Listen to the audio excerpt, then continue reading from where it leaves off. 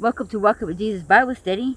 We're going to be in the book of Genesis, chapter 8, verse 9.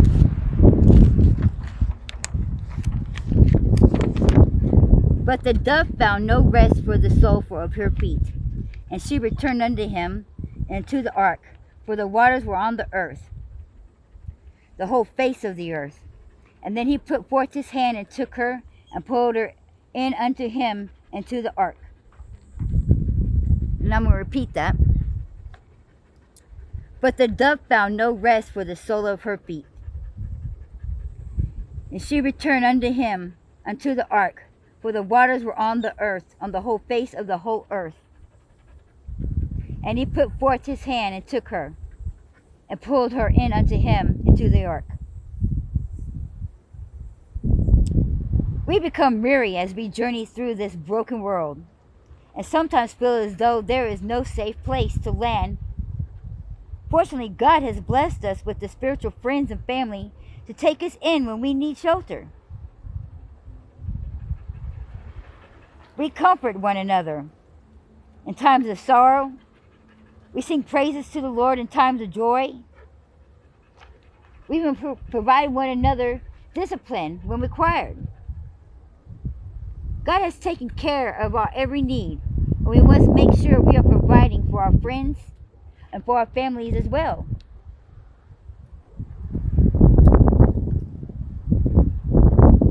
There's some people that doesn't have that blessing. They're just thrown away into the world,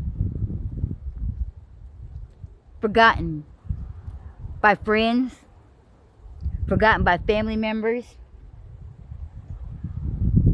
for whatever reason, for whatever purpose. But we got to remember, those are still God's children. Those are still your brothers and sisters. And there's an alarming rate of homeless people out there that just keeps growing more and more and more. And the more bigger the number is, the more people seem to care less. The more people seem to mock. The more people seem to judge. Oh, well, it's well deserved. Well, they're all probably all on drugs. Oh, it's all drugs. It's a bunch of drug addicts, bunch of drunks. There's a lot of people that became homeless that was never on drugs, that never drank. But after being homeless for a couple of years, they ended up doing drugs. They ended up being drunk. Because they have nothing else to do. And because their own thoughts and their own hatred starts eating at them, that they'd rather be high than to feel what's in their head. They'd rather be high than to feel the hatred of the world. Could you imagine never doing anything but just being kicked to the curb because you lost your job? Things started piling up and nobody would take you in because, oh, you're too grown. What is with you that you can't keep a job? You must be on something. And then family members don't have nothing to do with you. Next thing you know, you're on the street. A year goes by. After about a year, everybody's making fun of you, bullying you because you're this homeless person. They start just judging you, saying this and that, and you haven't done any of those things. And so it starts to eat up you. And then you begin to tell yourself, oh man, well, since everybody accused me of it, I might as well just get high. Or maybe it's just been too cold, so you start drinking alcohol to stay warm. Maybe you was just too starving, so you got high so you wouldn't have to feel the hunger pain.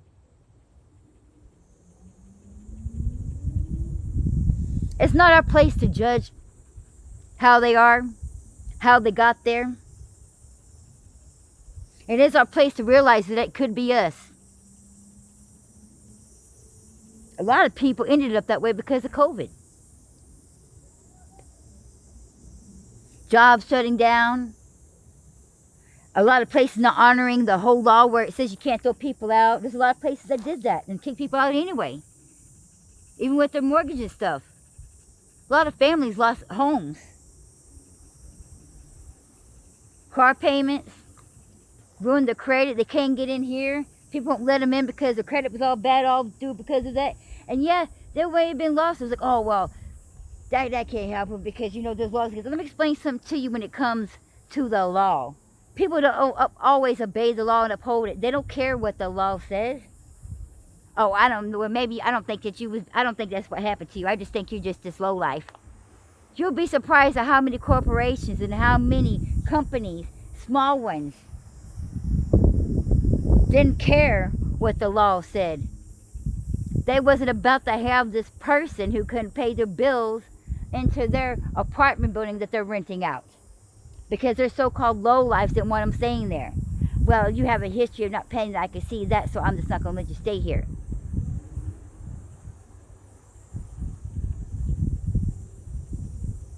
We're supposed to be able to have compassion for the people. What if that was you? A lot of bad things happen to a lot of good people. People tend to forget that. They don't want to realize that bad things can happen to good people, because you know what? Because then they realize that could happen to them. So they're living in denial. So nobody wants to believe it. Nobody wants to see that. Because the truth is that it can be them. And with how hard the world is going, it probably will be.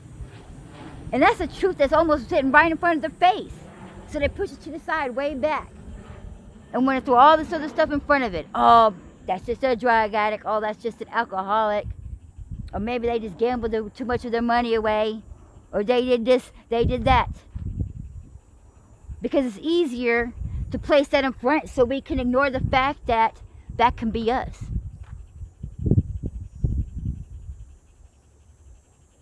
It's easier to sit there and say that they're this and that, because we don't want to admit that how close to that we're not helping somebody who happened to be a good person.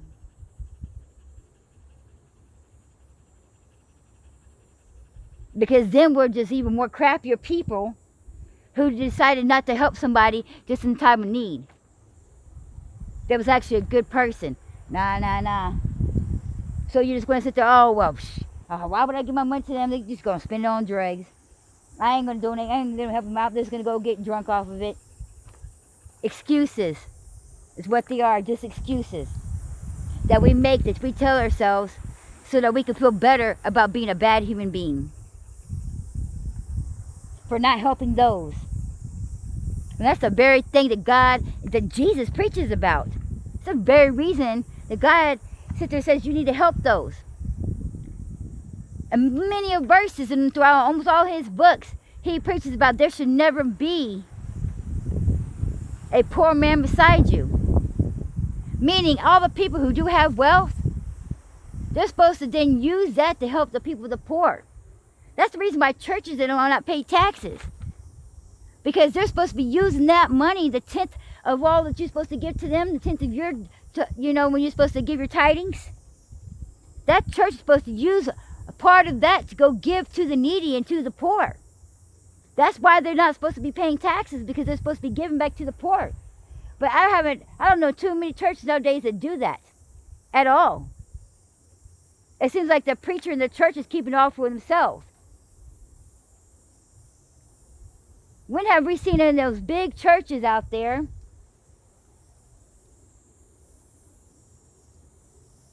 some of them have $5 million homes, $10 million homes. Yeah, and they're living in a city where everybody around them is all completely poor. I can name a couple. That's not what that church money was for. And it says clear as day. But yet they'll preach on you and tell you, oh, how dare you not believe? You know it says in the Bible that you got to give 10% tithings to the church. But who's over there telling them preachers? Who's over there telling them pastors, why ain't you giving that to the children? Why ain't you giving that to the poor? Why ain't you giving that to the widow, to the fatherless? Because that's what God said that money was for. Not for you to have a $10 million home. Not for you to drive around in these expensive cars. Not for you to go around and have plastic surgery so you can look good. That's God's money to give to God's children. But they want to get on to you. Make sure you give your tithes. Make sure you donate to this church. Somebody needs to stand up and say, well, won't you donate to the children? Because that's what that money's for. Amen? Somebody needs to tell them. Well, let me go get on the prayer because I'm sitting here and get on. We're going to run out of time. Dear Lord, thank you for blessing us with precious friends and family. Help us and with their needs when they arise.